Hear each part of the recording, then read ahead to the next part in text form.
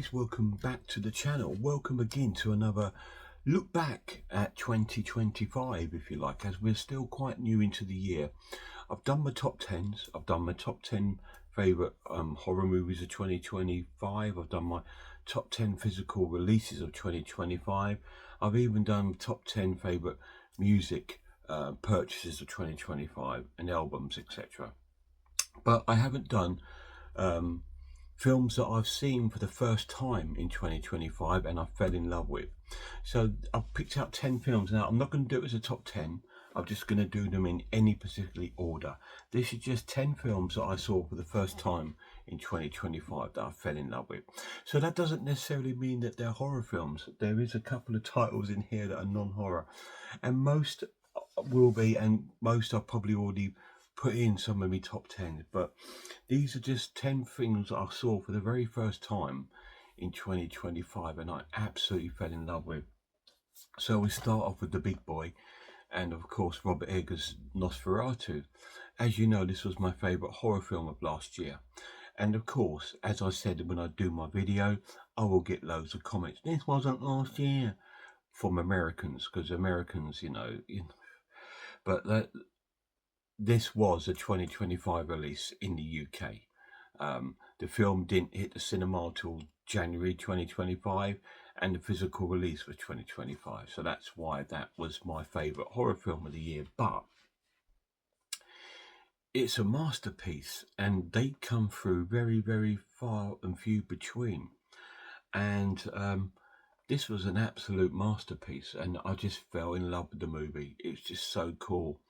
I'm trying my best not to watch it because I always think sometimes when you rewatch, you can fall out of love with something because you've seen it too often. So because I saw it in 2025, I was going to watch this over Christmas period, but then I thought, no, I want to delay it even more so I forget even more about it. So when I do watch it, probably later in this year, I will enjoy it even more, because I think there's love in the film and then there's love in the film. I think you can watch something too much and then get to know it, and then it's not as, you know, amazing.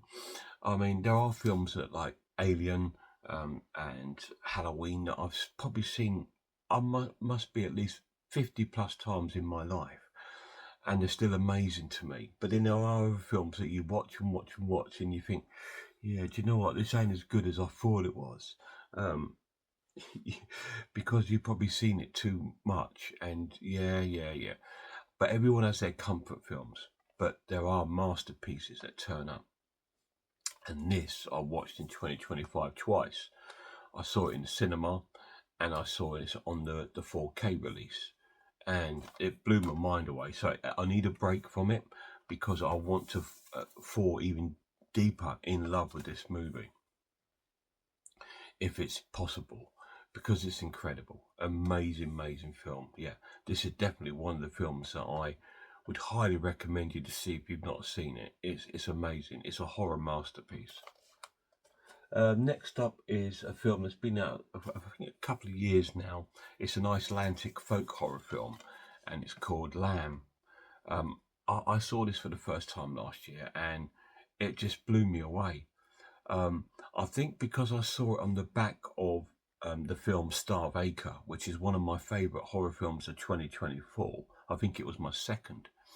I watched this on the back of it, and the story is not too dissimilar, except this is made a bit earlier than Starvacre, but it's still got the same sort of essence in the film.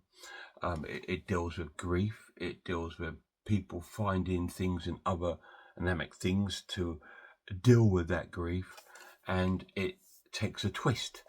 But it's such a good film. It's so different and so wonderfully bizarre, and it delves right into the Icelandic kind of folk lore in the environment, the aesthetic of the film, the way it was filmed, the way the people are, and it's just an incredible, great watch. It's a really cool horror film, but isn't too difficult to watch, with an amazing ending. Really cool. So Lamb, I fell in love with Lamb last year. Really cool. Now the next one isn't a horror film. It was in this box set that I bought with my gift card vouchers for Christmas in 2024. I bought this in 2024 Christmas, but I didn't watch many of the movies till 2025. And I had the first time watching the film of Interstellar. And I just absolutely loved it. I thought, wow, this film is incredible. It's a great sci-fi film.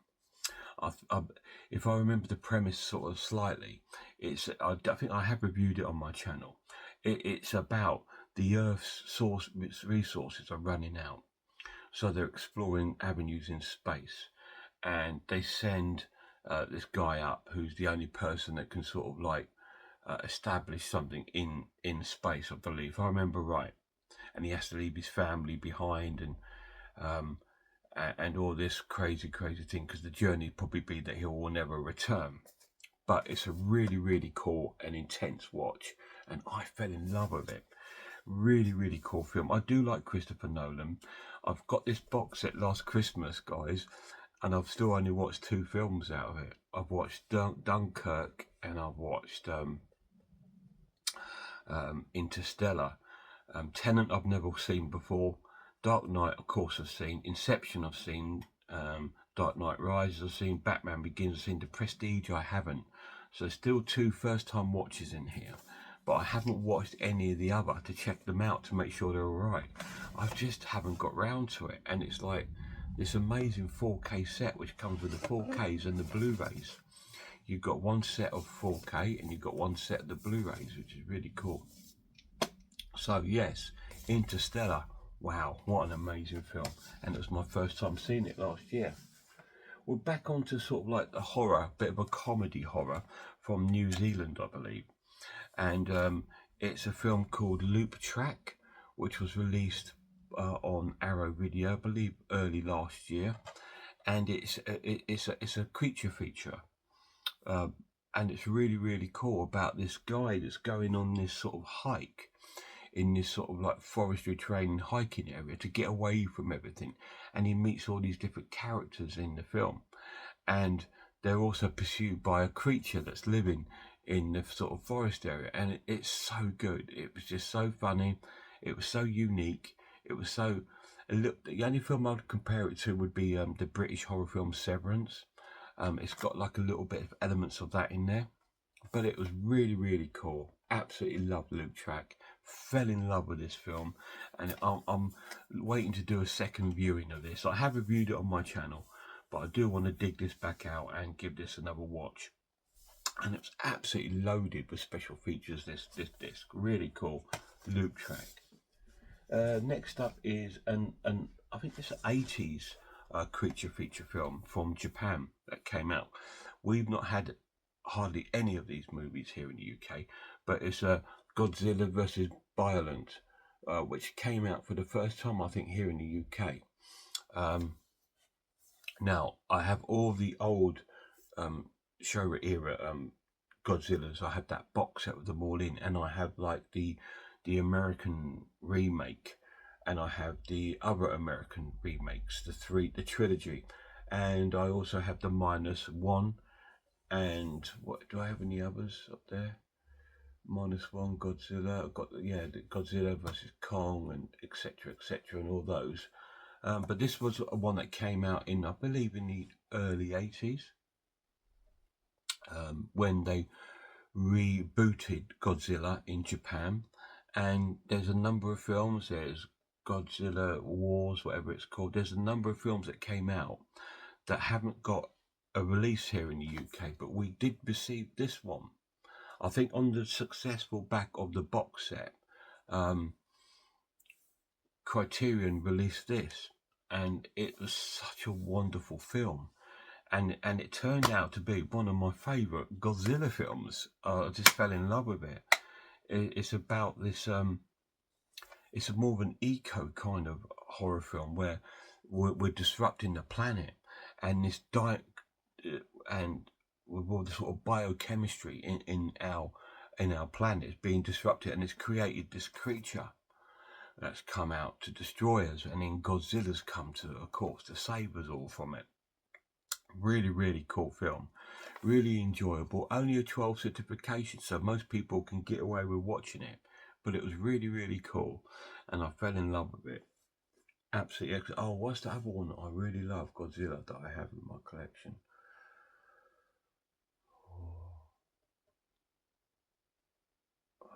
It's, I can't see it from here. I'm trying to look up at my collection, but there was another Godzilla film that I fell in love with. And it came out just before Minus Zero. Um, and I thought it was really cool, but I can't remember. It's another Japanese one, but this was amazing. Really, really cool film, and I'm glad to actually get this in my collection. It wasn't cheap, but wow, it's fantastic. Fell in love with that last year. We're staying in Japan for the next one, and we're going to Japanese toilets. Perfect Days.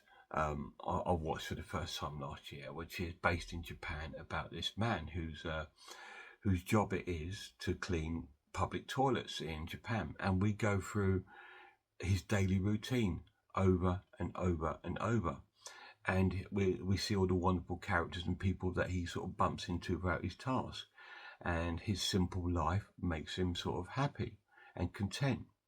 But then there's a little twist in the story. We learn that he's from a rich family, but he's kind of walked away from that to live this kind of life. And he really enjoys it. And it's such an incredible film.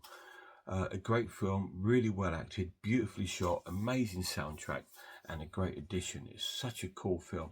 Highly recommend this if you want a real, is it feel good in a way, but gentle movie to watch, where you can just watch this guy get on with his daily life, relate to it, because we've all got routine in our life with jobs and stuff. And it was amazing. Really, really cool. Perfect Days. Highly recommend you watching that. We're back to the comedy horror now, if you like, and we're off to an American film called Deadstream, which came out, I think, a couple of years ago, but it only got released here in the UK this 2025. So I only saw it for the first time. And it was amazing. This was such a cool found footage kind of film, very along the lines of the Haunted Asylum or film of Conjuring, the Korean film. It's very similar in the sense where he's a YouTuber, and he's gone to do spend a night in the most haunted place wherever in America, and it's about all the sort of things that go on in his trip there. But it's so funny because while he's going through all this terror, he keeps jumping onto YouTube and reacting to people's comments that they're putting down to his live stream as he's watching it. It's such a cool and funny and great take on the sort of found footage film. Absolutely loved it. Really cool. This is a film I've watched twice now, and I love it. I watched it on my own, and I watched it with my lad, and he fell in love with it too. Really, really cool. Deadstream. Check this film out, mate. It's great. Next up is another horror film, but this is a war film. Not necessarily horror, but it is horror in my eyes. It's a First World War film, and it was a Netflix film called All Quiet on the Western Front.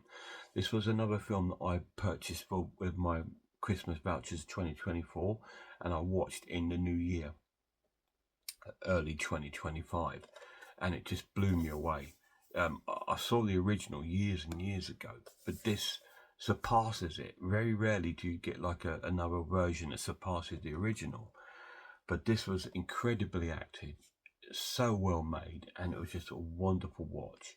This is based on the German army in World War One, where we see these young lads being recruited because they want to stand up for their country and what they believe was right at the time, and they're sent off to the Western Front, to the trenches, and it's the horror that they see and that they go through and they have to deal with to try and get through and survive. And do they survive? You need to watch it and find out.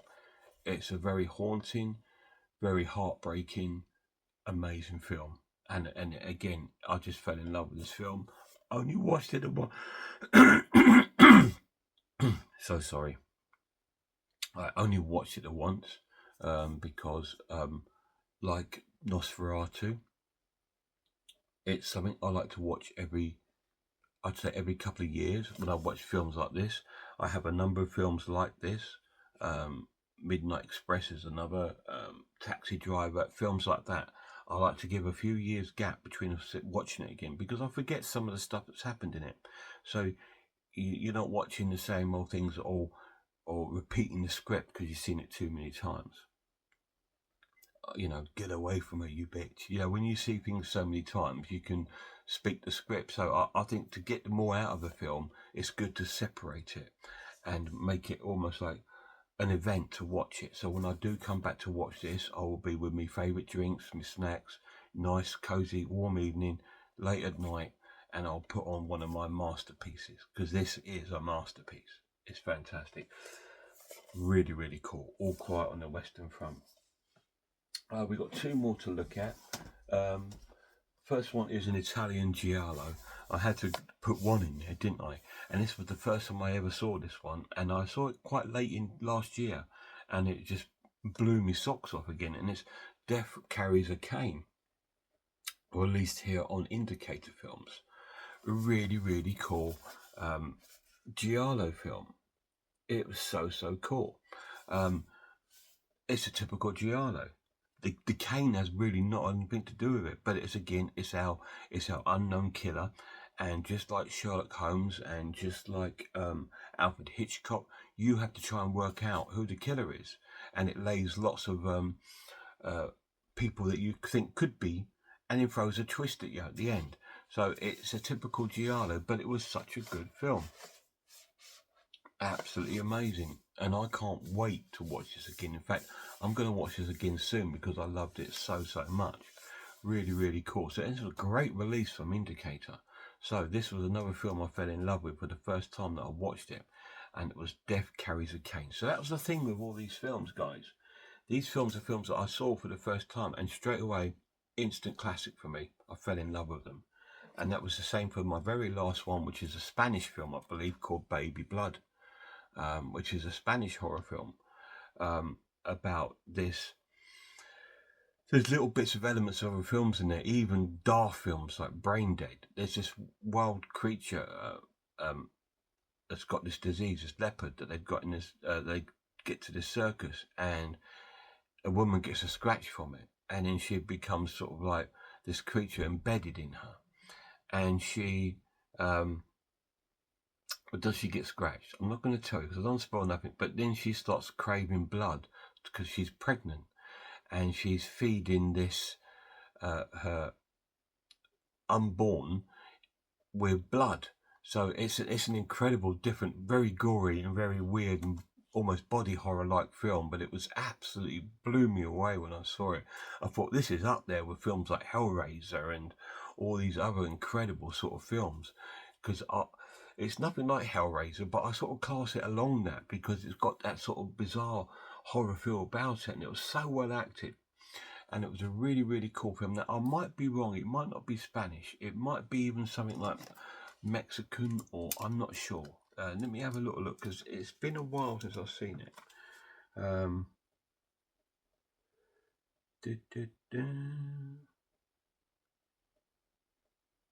It's French. Stupid lad. I knew it was French. When I picked it up, I said, I want to put a French horror in because I've seen a lot last year. Baby, like, oh no, that was Spanish, but I loved it. No, it was French. I was right, it was French. Yeah, this is a French horror film. Really, really cool. And this was, again, like a first time release here in the UK, so I picked it up on Blu-ray Cult Classics. It also got a 4K release, but I'm happy with the Blu-ray. It's a nice little release by Cult Classics, which is a part of Studio Canal. It comes with the movie, and it also has a lovely little set of art cards in there, which is really nice. So there you go, guys. They are 10 first-time watches for me in 2025 that I have fallen in love with. So we have Baby Blood. We have All Quiet on the Western Front, the Netflix version. We have Death Carries a Cane. We have the hilarious Deadstream. We have the beautiful Perfect Days. We have the almighty Godzilla in Godzilla vs. Bioland. We have the wacky loop track, which is cool.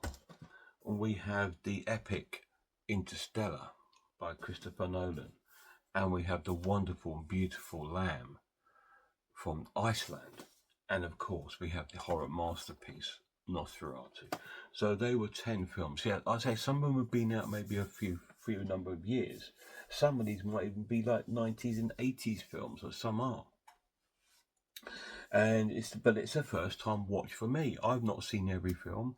Yes, hands up, a lot of them I have already seen that I buy, and that's a lot of the reasons why I buy them, because I remember seeing them and enjoying them, or I've previously owned on like VHS, or I've had them pre-owned on DVD when Blockbusters was about, and we all bought pre-owned DVDs and VHSs and stuff. And so a lot of them are memory driven, and because they bring like a lot of memories. But some are first time watches. Sometimes you take a gamble, you pick something up, because this got slating a lot of places, thinking it, because it was weird and it was a bit out there, and it gets a slating, and it's just like, I'm going to watch it then. I'm going to blind buy it and watch it. And I fell in love with this, and I just thought, wow, what are you lot talking about? I must be a completely different species. I do believe I am a different species. Even when I was a young lad, I was different to everyone else, and I thought I was alien to everyone else. I thought, I'm not actually English. I think everyone's looking at me. I had this sort of, not paranoia, but I had this sort of form of alienation when I was young. And I still carry that to a day, to a bit, where I think that I'm a little bit different to everyone else, because I don't like what everyone else likes. Massive shout out to my lad. Cheers, guys.